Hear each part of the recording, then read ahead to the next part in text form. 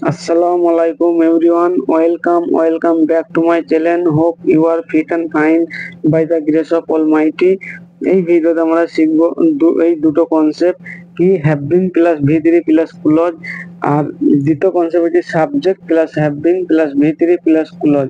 এই দুটোই কনসেপ্টে তোমরা একটা কমন জিনিস পাচ্ছ কি হ্যাভ বিন প্লাস ভি3।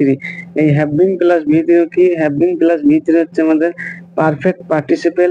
এই পারফেক্ট কথার অর্থ কি? পারফেক্ট কথার অর্থ হচ্ছে সম্পূর্ণ বা কমপ্লিটেড, কোনো কাজ সম্পূর্ণভাবে হয়ে গেছে এরকম বোঝাতে আমরা কি করব? হ্যাভ বিন প্লাস ভি3, হ্যাভ বিন এর সঙ্গে আমরা ভার্বের পাস্ট পার্টিসিপেল ফর্ম ইউজ করব।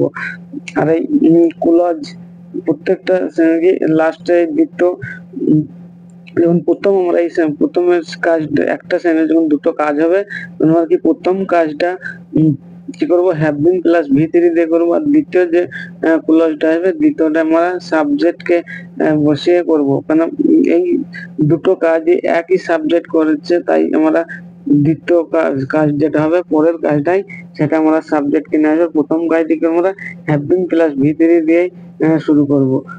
এই কুলজ, এখানে হচ্ছে কুলজ। কুলজ কি? কুলজ হচ্ছে একটা বড় সেন্টেন্সের ছোট একটা অংশ, বাক্যাংশ বলতে পারো।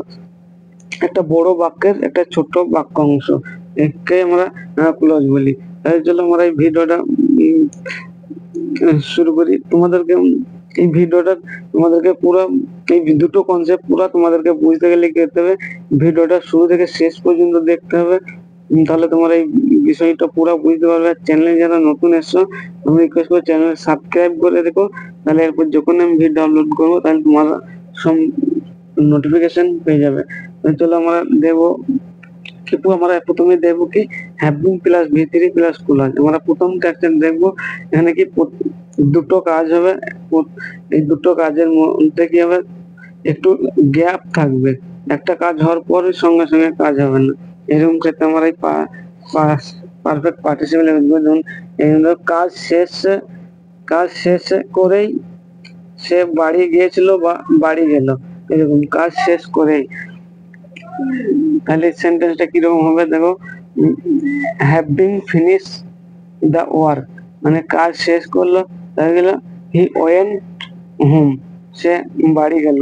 এখানে তো একটা কাজ হওয়ার পর দেখছো একটু গ্যাপ নিয়েছি, এই জন্য আমরা এখানে হ্যাভিং প্লাস ভি3 তারপরে যে দ্বিতীয় ক্লজটা এনেছি সাবজেক্টকে যুক্ত করে এনেছি। আসলে তোমরা এটা বুঝতে পারলে এই সেন্টেন্স গুলোকে আমরা অন্যভাবেও বলতে পারি। সেটা কিরকম দেখো, completing the work, after completing the work he went to home. অর্থ কিন্তু এখানে একই থাকবে, কিন্তু আমরা এই সেন্টেন্সে এইভাবে বলতে পারি। পরের আর একটা উদাহরণ দেখো, সত্যটা জানার পরও আমি ওকে মাফ করে দিলাম। কি সত্যটা জানার পর, তাহলে have been knowing the truth, তারপর গিয়ে আমি তাকে কি করেছিলাম? মাফ করে দিয়েছিলাম। আই ফরগেভ হিম, সত্যটা জানার পর আমি তাকে মাফ করে দিয়েছিলাম। এই সেন্টেন্সটাকেও তোমরা বলতে পারো, যেমন after knowing the truth I forgave him. আমরা এইভাবে ওই সেন্টেন্সটাকে বলতে পারি। এবারে এইরকম তো হওয়ার কথা নয় যে এই কাজটা শেষ হওয়ার একটু গ্যাপ নেওয়ার পর কাজটা হবে, এরকম তো হতে পারে এই কাজটা শেষ হওয়ার পর পর আর একটা কাজ সঙ্গে সঙ্গে কোনো সময়ের গ্যাপ না নিয়ে কাজ শুরু হয়েছে, এরকম তো হতে পারে। তাহলে এইরকম সেন্টেন্স গুলো আমরা কিভাবে করব? দেখো এক্সাম্পল দেখো, তাহলে বুঝতে পারবে। যেমন আলমিরা খুলে সে টাকা নিল। আলমিরাটা কি হলো? খোলার সঙ্গে সঙ্গে কি আলমিরা খুললেই তো টাকা বেড়ে চোখ বড় যদি সামনে থাকে, তাহলে আলমিরা খুললো এবং কি হলো? টাকা নিল। তাহলে এই সেন্টেন্স গুলো দেখো আমরা কিভাবে করবো? Opening the almirah he took the money. Opening the almirah he টুক মানি, মানে আলমিরা খুললো তারপর কি হলো? সে টাকা নিল। এই ক্ষেত্রে আমাদের কোনো সময়ের গ্যাপ নেওয়া নাই, এই জন্য আমরা এই পারফেক্ট পার্টিসিপেল, এটা পারফেক্ট পার্টিসিপেল, এটা প্রেজেন্ট পার্টিসিপেল। এই প্রেজেন্ট পার্টিসিপেল ইউজ করে করতে হবে। যদি আমরা দেখি কোনো সময়ের গ্যাপ নেওয়া নাই, তাহলে আমরা প্রেজেন্ট পার্টিসিপেল দিয়ে করব। আর যদি একটা কাজ হওয়ার পর একটু গ্যাপ থাকে তাহলে আমরা তখন পারফেক্ট পার্টিসিপেল ইউজ করবো। আর একটা এক্সাম্পল দেখো, চেয়ারে বসে সে টেবিল থেকে বই নিয়ে পড়তে লাগলো। এখানে দেখো, sitting on the chair he took a book started to read. সে চেয়ার থেকে বই নিল এবং কি হলো, চেয়ার থেকে বই নেওয়ার পর সে কি করেছিল, পড়তে শুরু করেছিল। তাহলে এই ক্ষেত্রে কোনো গ্যাপ নেওয়ার কারণে আমরা প্রেজেন্ট পার্টিসিপেল ইউজ করে এই সেন্টেন্স দুটো তৈরি করেছি। এবার এসে আমরা দেখব দ্বিতীয় কনসেপ্টটা। দ্বিতীয় কনসেপ্ট আমাদের কি, subject plus having plus V3 plus clause. এক্ষেত্রে কি হয়, এক্ষেত্রে সাবজেক্ট কি, দুটোই কাজে সাবজেক্ট আলাদা আলাদা হবে, সাবজেক্ট এক থাকবে না।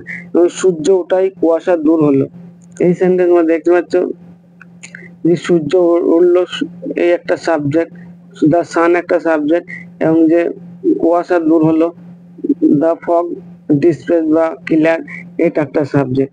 এই সাবজেক্ট দুটোই আলাদা আলাদা, এই ক্লজ দুটো ক্লজেই দুটো আলাদা সাবজেক্ট। দেখো সেন্টেন্স গুলো, সূর্য ওঠাই কুয়াশা দূর হলো, দা সান হ্যাভিং রাইজেন, দা ফগ ক্লিয়ার, সূর্য ওঠাই কুয়াশা দূর হলো। এই সেন্টেন্স গুলোকে আমরা অন্যভাবে বলতে পারি কি, দা আগেরটা আমরা শেষেরটা আগে লিখতে পারি, the fog clear after the sun rose, the fog clear after the sun rose. আমরা আরেকটা এক্সাম্পল দেখি,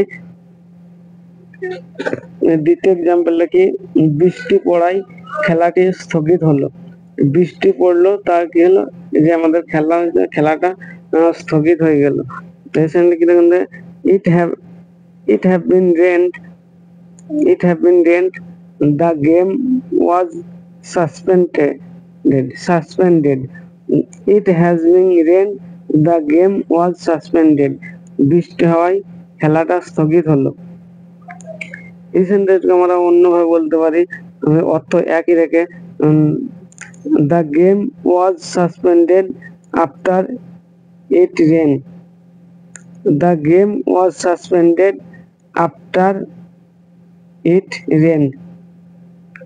তোমরা বুঝতে পারছো, আমার এই ভিডিওটা দেখার পর আশা করি তোমাদের এই দুটো কনসেপ্ট নেওয়ার কোনো ডাউট থাকবে না, যে কখন আমরা হ্যাভিং দিয়ে সেন্টেন্স শুরু করব বা কখন আমরা ভার্বের প্রেজেন্ট ফর্ম দিয়ে শুরু করব, প্রেজেন্ট পার্টিসিপেল দিয়ে, ভার্বের সঙ্গে আইএনজি লাগে।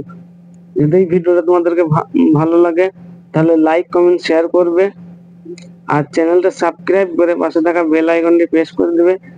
তাহলে এরপর যখন আমি ভিডিও আপলোড করব সর্বপ্রথম নোটিফিকেশন তোমাদের কাছে পৌঁছে যাবে। This is all about today. I will be back another video. Till then, take care, keep learning and keep practicing. Thank you for watching this video. Assalamu alaikum.